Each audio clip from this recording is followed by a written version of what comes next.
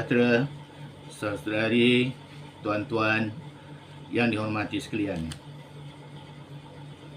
Dalam siri 1 yang lalu, kita telah mempelajari beberapa perkara seperti berikut.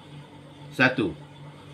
Tujuan penciptaan manusia adalah untuk dijadikan khalifah.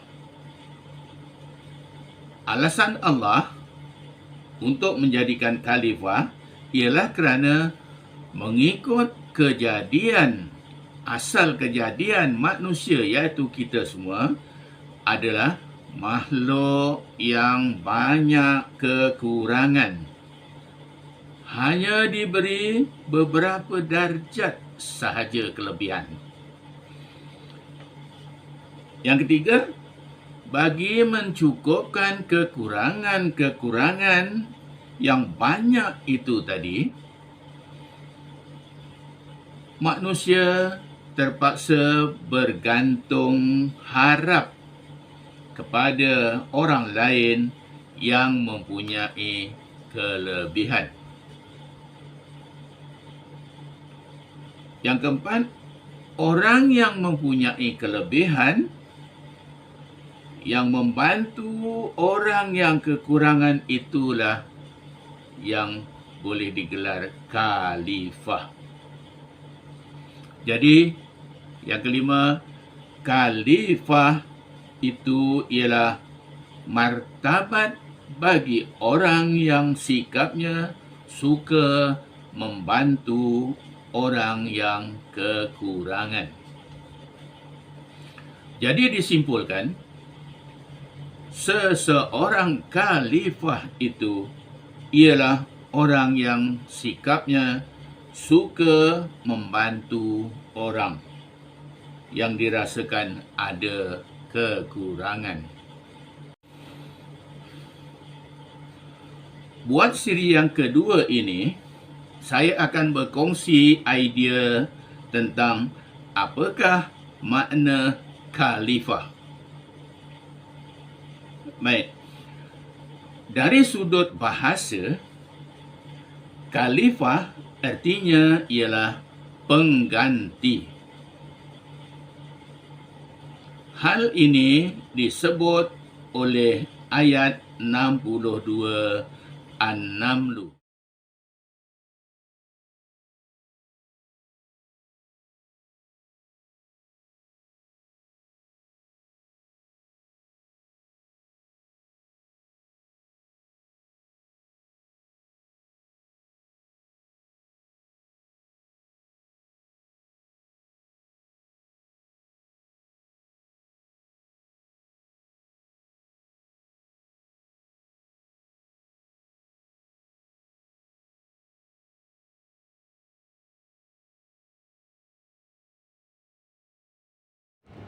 Ada 3 aspek yang disebut itu.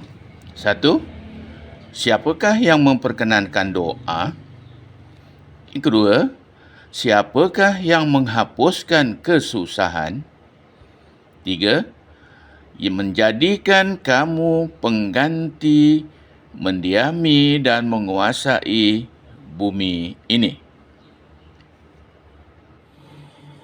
Jadi, apabila ayat 62 An-Naml itu menyebut 1 dan 2 serta 3 itu, artinya maksud pengganti itu mencakupi ketiga-tiganya itu, iaitu 1.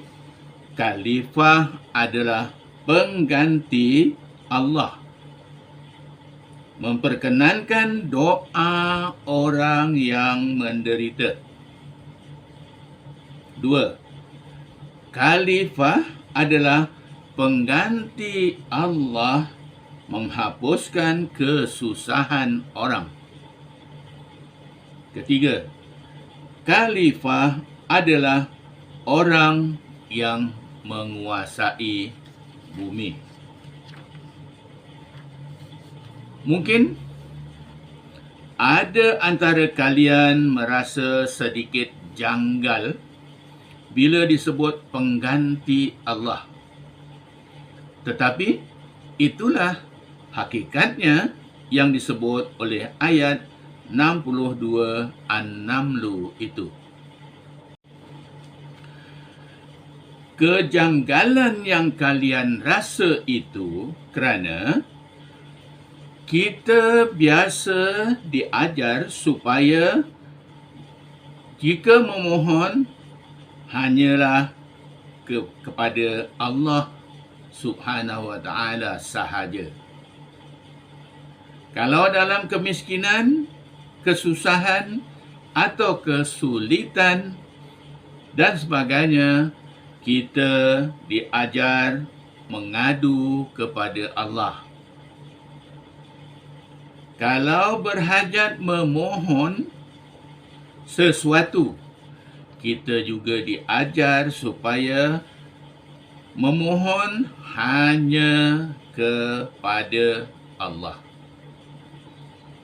Tetapi mengikut ayat itu tadi, mengapa Allah mengemukakan soalan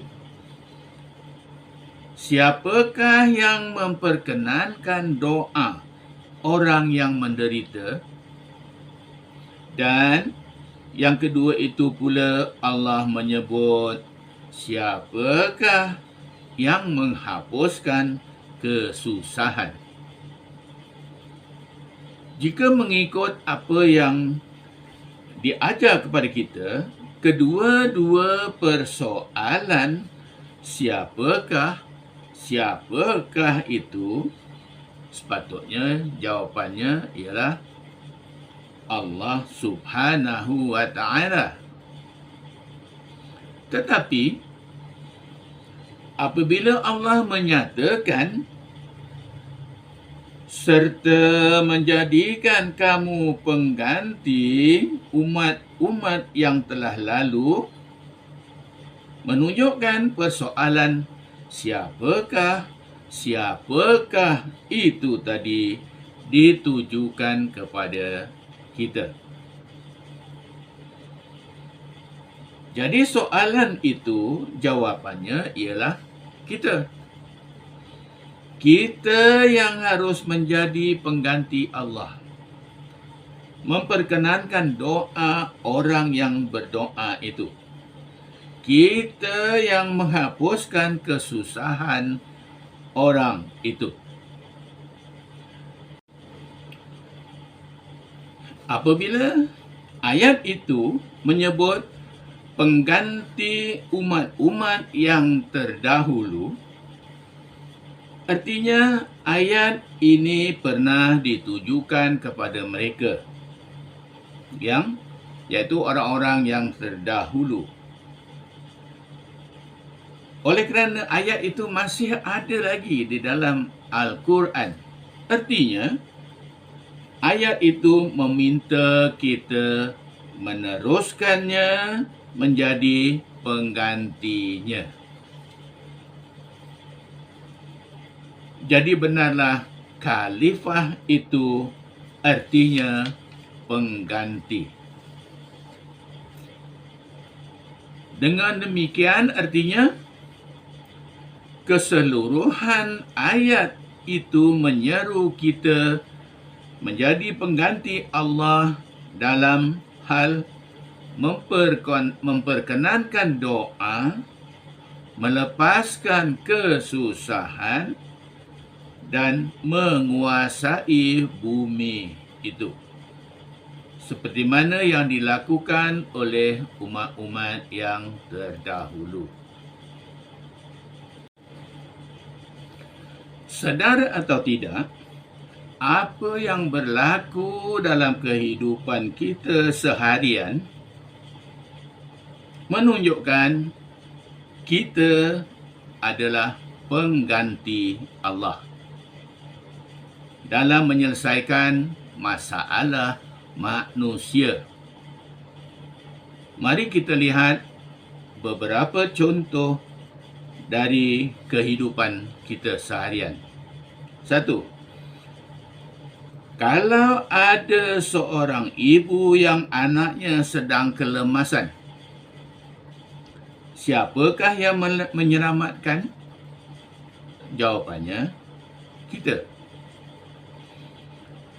Iaitu kita yang ada kelebihan berenang. Kalau ada orang sedang menghadapi masalah, kenderaannya tayarnya pancit, siapakah yang membantunya? Jawapannya, kita, manusia.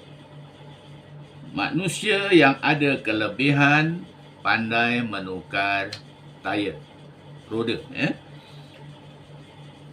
Kalau ada fakir atau miskin, siapakah yang pergi membantunya? Jawabnya, kita juga. Yang ada kelebihan harta dan wang.